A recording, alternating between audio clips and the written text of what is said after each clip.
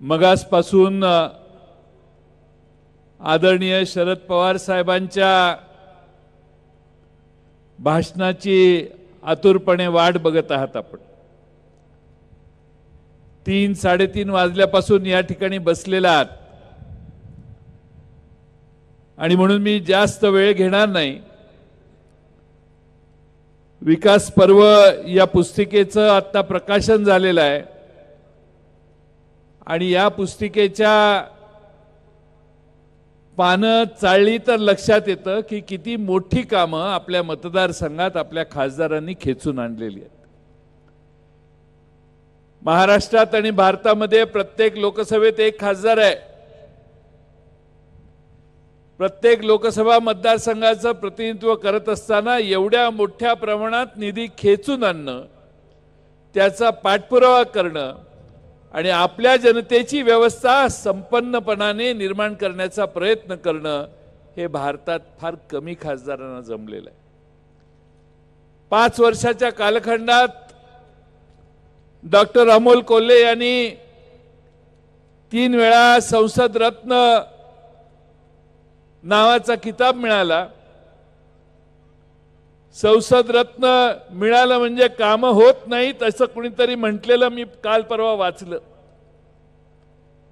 संसद रत्न लोकसभेत सतत हजर राहिलं आणि उत्तम भाषण करून जनतेचे प्रश्न मांडले की संसद रत्न पारितोषिक मिळतं। कुणालाही सहज उठून संसद रत्न पारितोषिक मिळत नाही आणि म्हणून डॉक्टर अमोल कोल्हेंचं तुम्हा सर्वांच्या वतीनं राष्ट्रवादी काँग्रेस पक्ष शरदचंद्र पवार साहेबांचा यांच्या वतीनं मी पहिल्यांदा अभिनंदन करतो। आम्ही भारताच्या लोकसभेमध्ये 4-5 खासदार पाठवले, त्यात संसद रत्न पुरस्कार मिळवणारे 2 खासदार निघाले। येणाऱ्या लोकसभेमध्ये 2024 ला आपल्या सगळ्यांच्या आशीर्वादाने हा 5 चा आकडा 9-10 पर्यंत जाईल याची मला स्वतःला खात्री आहे। आपल्या सर्वांनी साथ दिली। मागच्या लोकसभेत अमोल कोल्हेंना दिल्लीला पाठवलं।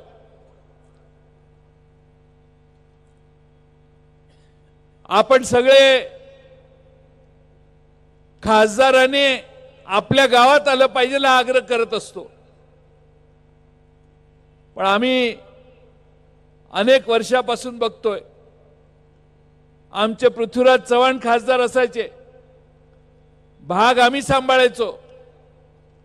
काँग्रेसचे उमेदवार म्हणून ते उभे राहिले की त्यांच्या मागे आम्ही आमचा भाग उभा करायचो, पण तेही वर्षातून एक फेरा सगळ्या गावांना मारायचे। नगरपालिकेचं नगरसेवकाने केलेलं काम, पंचायत समिती जिल्हा परिषदेत केलेलं, जिल्हा परिषदेच्या सदस्याने केलेलं काम, आमदाराने संसद विधानसभेमध्ये आणि आपल्या मतदारसंघात केलेलं काम, या सगळ्या कामाच्या पेक्षा खासदारांचं काम मित्रांनो वेगळं असतं। त्या खासदाराने आपल्या मतदारसंघात महाराष्ट्रामध्ये आणि देशामधले प्रश्न संसदेत मांडले किती, कोणते महत्त्वाचे प्रश्न त्याने सोडवण्याचा प्रयत्न केला, त्याला काय यश मिळालं, ही फुटपट्टी खासदारांच्या कामासाठी लावायची असते। आणि मला सार्थपणाने ठामपणाने आज असं वाटतंय की अमोल कोल्हे साहेबांनी मागच्या 5 वर्षाच्या कालखंडात मगाशी सांगितलेली सगळी कामं केली। या विकास पर्वामध्ये या भागाचा चित्र बदलणारे अनेक प्रकल्प येऊ घातलेले आहेत, आलेले आहेत, पण त्याचबरोबर बैलगाडा शर्यतीपासून देशातल्या संसदेमध्ये भारताच्या लोकशाहीवर आघात व्हायला लागले आहेत, त्याच्या विरोधी देखील आवाज उठवण्याचं काम अमोल कोल्हेंनी लोकसभेत केलं।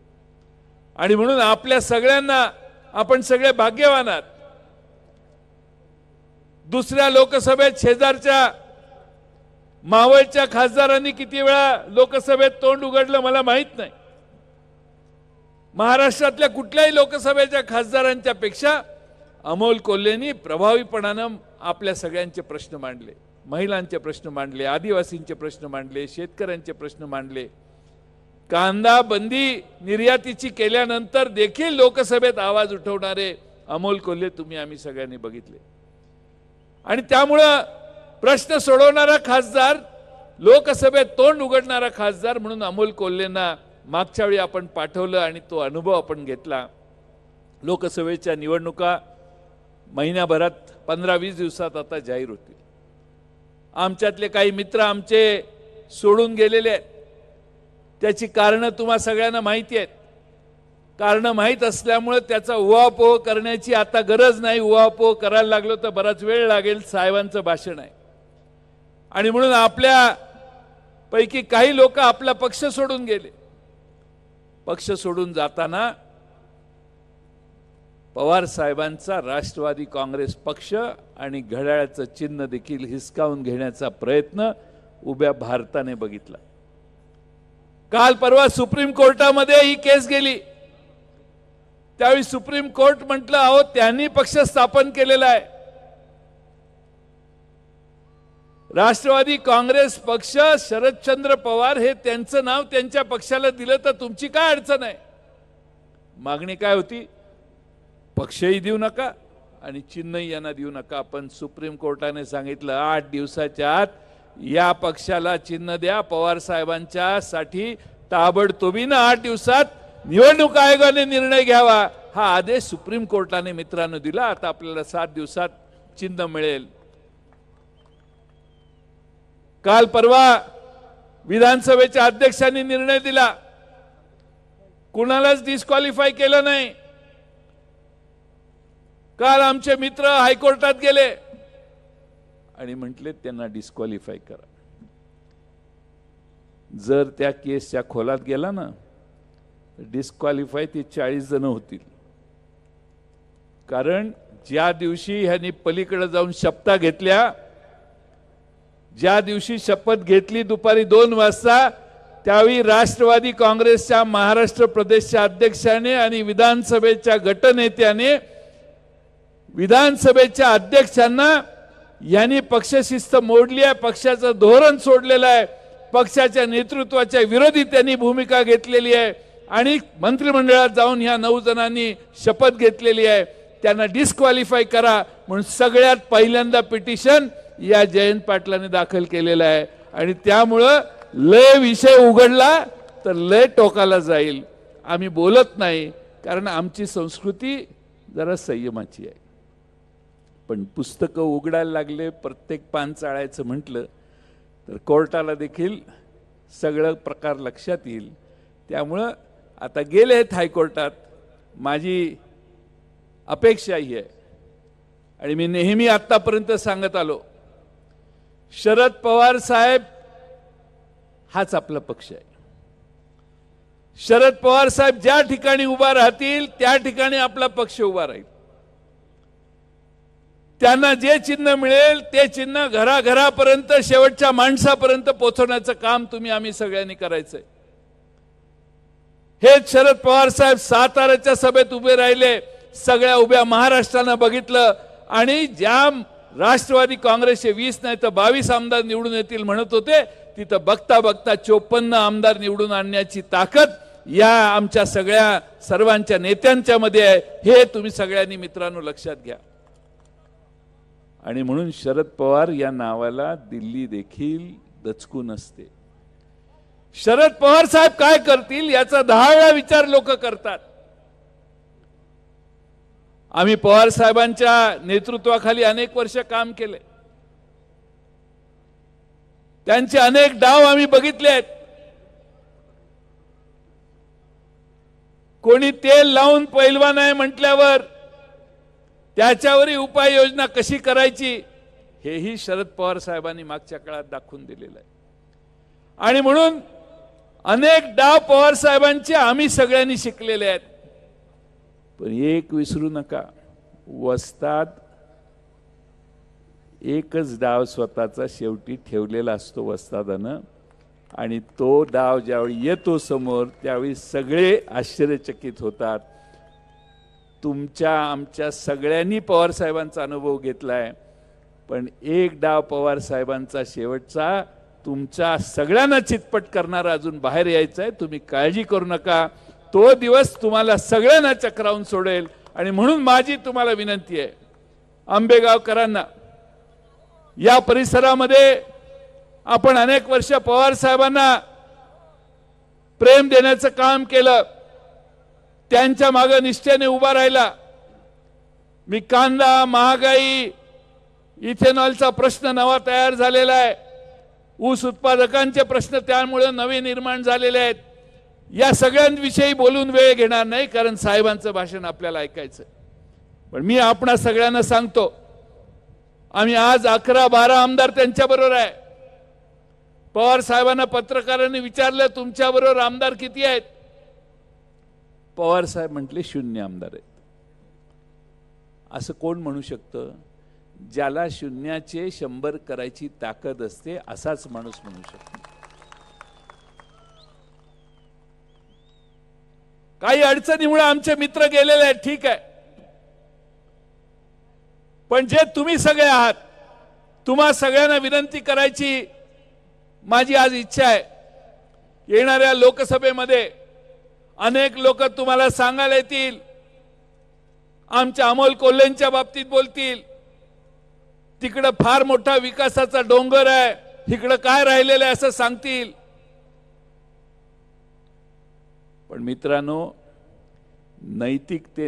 नैतिकतेचं अधिष्ठान ठेवून काम करणाऱ्याच्या मागे परमेश्वर देखील ताकद उभा करतो. नैतिकता सोडल्यानंतर प्रश्न तयार होतात.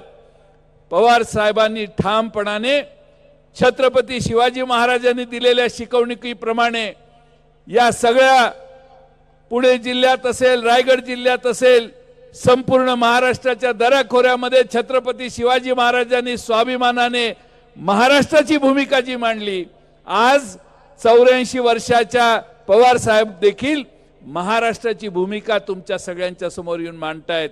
त्यांना काही आवश्यकता नव्हती. ते म्हटले असते आता बास झालं, तुम्ही सगळ्यांनी बघा, तर काही बिघडलं नसतं. पण पवार साहेबांनी महाराष्ट्र आणि देशाच्या राजकारणामध्ये काहीतरी चुकीचं व्हायला लागले. महाराष्ट्राच्या आणि देशाच्या राजकारणामध्ये जनतेच्या हिताचे निर्णय घेतले जात नाहीत आणि या लोकशाहीला कुठेतरी धक्का लागतोय आणि या देशातल्या आजपर्यंत स्थापनेपासून आजपर्यंत निर्माण झालेल्या व्यवस्था मोडण्याचं काम कुठेतरी होतंय. या सगळ्यांच्या विरोधी ठामपणाने उभा राहण्याचा निर्णय घेतलेला आहे. तुम्हा सगळ्यांना माझी विनंती आहे, तुमची सगळ्यांची परीक्षा आहे. सभेला आला, आनंद आहे, आज अतिशय आनंदाने साहेबांचं मार्गदर्शन करून जाल. पण मी पक्षाचा एक कार्यकर्ते या नात्याने तुम्हाला विनंती करतो की प्रत्येकाची आता जबाबदारी इथनं पुढे सुरू झालेली आहे. तुमचा बूथ सांभाळा, तुमच्या बूथ कमिट्या करा. महिला, लहान मुलं, पुरुष जे जे असतात, अमोल कोल्हे साहेब आले पाहिजेत, तिथले आमचे माजी आजी आमदार आले पाहिजेत, मग आम्ही बूथ कमिट्या करणार. हे डोक्यातून काढा. तुम्ही प्रत्येक जणांनी शरद पवार मी आहे असं समजा आणि स्वतःची बूथ कमिटी निर्माण करा आणि प्रत्येक कार्यकर्त्याने स्वतःचा बूथ लढवण्याचं काम करा. समोरच्या बाजूने प्रचंड शक्ती येणार आहे, सगळे प्रकार होणार आहेत, सगळी दर्शनं तुम्हाला होतील. तुम्ही सगळ्यांनी ठामपणानं आपल्या आंबेगावचा बाणा पवार साहेबांच्या मागे उभा राहण्याचा, पुणे जिल्ह्याचा बाणा पवार साहेबांच्या मागे उभा राहण्याचा ठामपणाने दाखवा. घराघरापर्यंत तुम्ही पोचा. आम्ही कदाचित तुम्हाला एवढ्या मोठ्या प्रमाणात व्यवस्था करू शकणार नाही जी समोरून व्यवस्था होते. थोड्या दिवसाने तुम्हाला प्रचंड मोठ्या प्रमाणामध्ये इव्हेंट्स दिसतील. इव्हेंटच्या माध्यमातून या देशातल्या आणि राज्यातल्या सरकारने लोकांना प्रभावित करण्याचा प्रयत्न करायचं ठरवलेलं आहे. आम्ही सरळ माणसं आहोत, तुम्ही आणि आम्ही सारखेच आहोत. आपल्यावर परकीयांचं आक्रमण येतंय असं समजा आणि महाराष्ट्र धर्म वाचवण्यासाठी, महाराष्ट्र टिकवण्यासाठी आणि महाराष्ट्राचा स्वाभिमान टिकवण्यासाठी तुम्ही सगळ्यांनी एकसंघ व्हा. आज इथं जे आलेले नाहीत, घरात बसलेले आहेत, काही लाभार्थी आहेत, त्यांना भीती वाटते की कसं जाऊ सभेला, पण त्यांच्या मनातही पवार साहेबांच्याच साठी प्रेम आहे हे विसरू नका. त्याला सांगा तू घाबरू नको, लय जण बाहेर आलेत. मी देवदत्त निकमना सांगत होतो, खुर्च्या मांडा. देवदत्त निकम म्हटले, साहेब तुम्ही काय चिंता करू नका, खाली मांड्या घालून बसायची, आमच्या भागातल्या लोकांना जमिनीवर बसायची सवय आहे, आणि म्हटलं ते आज एवढा अथांग जनसागर बघितल्यावर देवदत्त निकम तुमचं अभिनंदन केलं पाहिजे. तुम्ही ठामपणानं पवार साहेबांची भूमिका मांडण्यासाठी इथं थांबला. ठामपणानं ही एवढी मोठी आमच्या सगळ्यांच्या अपेक्षा नसणारी सभा आज तुम्ही या ठिकाणी यशस्वी करून दाखवली. डॉक्टर अमोल कोल्हे साहेब, तुम्ही चिंता करू नका, तुमचं भविष्य उज्ज्वल आहे. तुमचा छत्रपती शिवाजी महाराज आणि छत्रपती संभाजी महाराजांचा जो घराघरापर्यंत संदेश पोहोचवण्याचं काम तुम्ही केलेलं आहे ती महाराष्ट्रातली आणि या भागातली जनता कधी विसरणार नाही. आणि आपल्या सगळ्यांना माझी विनंती आहे की माणसं हळूहळू तयार होतात, सहजासहजी मिळत नाहीत. डॉक्टर अमोल कोल्हेंच्या सारखा एक हिरा तुमच्या मतदारसंघाला मिळालेला आहे. हा जपा. या मतदारसंघामध्ये तुम्हाला आता सगळे सांगायला येतील तिकडं तिकडचीच मेजॉरिटी होणार आहे असं काही नसतं. मोजल्याशिवाय या देशातल्या जनतेचं मन कधी जयदेव गायकवाड कळत नाही. मोजेपर्यंत थांबा. मी तुम्हाला विश्वासानं सांगतो की डॉक्टर अमोल कोल्हेंचं भविष्य उत्तम आहे. देशाच्या क्षितिजावर हा हिरा तुमचा अतिशय दिमाखाने पुढच्या 5 वर्षात डौलाने अतिशय चांगल्या पद्धतीनं काम करणार आहे. तुमच्या या आंबेगावची या शिरूर लोकसभा मतदारसंघाची शान आन आणि बान अमोल कोल्हे लोकसभेत याच्यापेक्षा ताकदीने उभा करतील हा विश्वास बाळगतो आणि माझे भाषण पूर्ण करतो. धन्यवाद. धन्यवाद पाटील साहेब.